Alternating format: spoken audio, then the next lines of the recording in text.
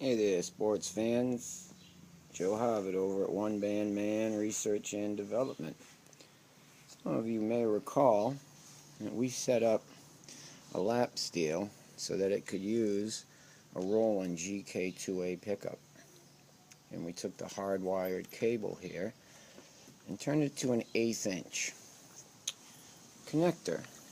Well, that gave me an idea. We don't have to go through that pickup. We can use this just for our 9-pin, so we can get synth sounds and MIDI sounds.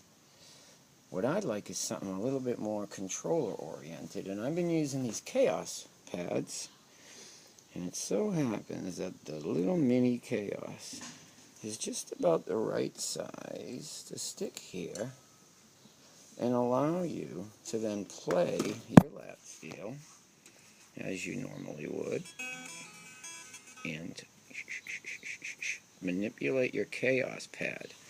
So what I'm doing here is I'm going to take this 1/8 inch connector and I'm going to put it into this Kaoss pad, which is mounted here. And then I'm going to take the output of it. I'm going to go back into this with a little teeny 1/8 inch and get my whole world together. So I'll have a lap steel guitar synthesizer with a Kaoss pad to modulate the sounds. Now, before you do this project, make sure you really want to do this project, because your lap steel is not going to be worth anywhere near as much money when you finish with it. This Oahu really fills the bill for me, because it was ready to lose a few of these tuning pegs, and the Bakelite crumbles away. But I'm going to show you how to fix that with this benzomatic torch, and you can get replacement, yes, just for that tuning peg, of what they call tip. Now what you'd need to do though is heat this up with the torch without setting your lap steel on fire, and then very gingerly, doesn't have to be very hot at all, just hot enough because this plastic melts quick. And then you're going to slide the piece on with a plier, and you're going to hold it there until you know for sure that the whole thing is cooled off. If you let it go too easy, the hole will slip around and be too big.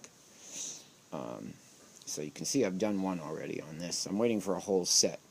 What I'll do is I'll just take a plier and break away these Bakelite pieces, because it's just going to happen anyway. So that's, finding a steel that isn't pristine, yet has the important features. 1, it will hold tune. 2, it has the pickup from God. Actually, the pickup from God is a P90. That's Sean Slade and Paul Coldy's term, but I guess these would be the pickups from the pagan Valhalla. I don't know. You tell me. These are just great pickups, though. So this is the same pickup I have on my longer scale Supro Valco, which is a 50, probably not late 51. This one's a 55 Oahu. So look what we've done here. Now, you can measure it. I'm kind of a sloppy guy. I don't measure things much, but you can use something like this. You can use it to guide your lines. I just frankly took this makeup tool, which I found in the garbage, and I used it to etch a line lightly around my Kaoss pad. And then I figured about how deep I'm going to need it so that it's not intrusive. Can't hit the strings. It has to be just about flush. So it's a kind of a critical measurement. Once you figure out where it's going to be, the right angle, then you're going to take, you etched your lines, and you're going to take a cutting tool, and I used one of these bad boys, right?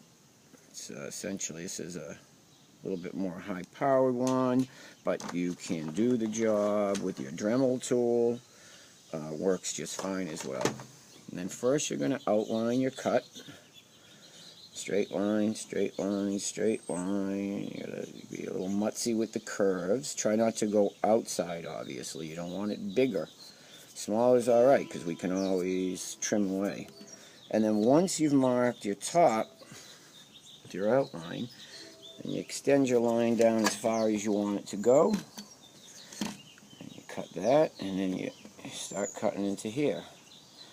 Now what I'll do is, I put my piece there. I know I got to do a little bit of trimming, but I will cut those lines deeper using my Dremel tool. And you see how I've gone across once I made the outline, and I just scored it, 45-degree lines. And now what I'll do is I'll go the other way and I'll do some more of those lines, and then these pieces will basically just fall away when I hit them with this chisel. So those are the tools you really need. Now you could do that with a chisel, but I don't like to bang away at a beautiful old guitar. The wiring is never really so happy to begin with. So yeah, use your Dremel tool. Once you get it all cut out, you can use this to pop the pieces out, and eventually we'll get in there with our Dremel and some sand, a little sandpaper wheel, and we'll trim it out. And then we'll work on how we're going to keep the thing in there. I'll probably put a little plate that extends a little to take a bit of the weight right under it. It'll be something that you get either out of the trash or a hardware store, because that's how I roll. So there we go. This is our project to take our already synthesized lap steel, which has a GK2A and has been doing some pretty crazy stuff, and add a Mini Kaoss pad so that we can just be totally mental. Alright, we'll see you in part 2.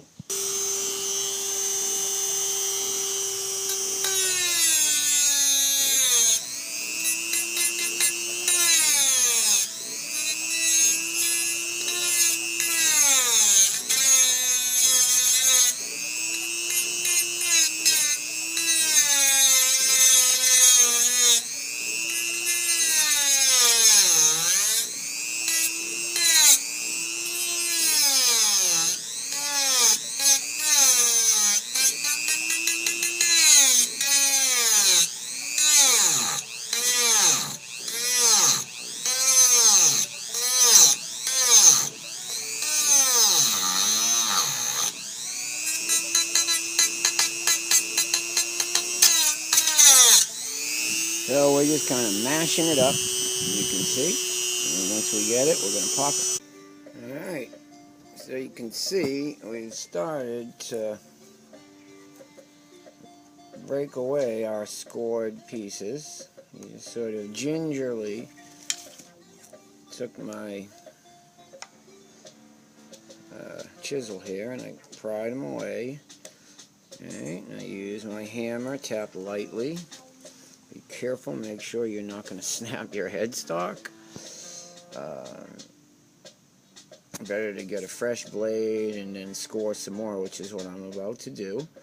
And then once that's done, I can probably sand it out and figure how I'm going to mount. But you see, we've got some depth now. We've worked in. We started working from outside here, chipped in, snapped away. And then the next thing we'll do is the same over here. We'll get under, and we'll just start breaking this away where it's been weakened. So chip away at the stone, so to speak. Alright, so I'm going to do a little bit more cutting now. You don't want to really try to force the wood, especially really old wood. I mean, this is like almost 70 years, 1955, so 45 and 14, this is 60 years old practically. So I got to treat it with a little bit of respect. It's my elder. It's even older than me, 4 years. So I'm going to go ahead and get a new blade. I'm going to score again, and then that should just about put me where I need to be to start sanding and smoothing out and getting ready to mount my piece.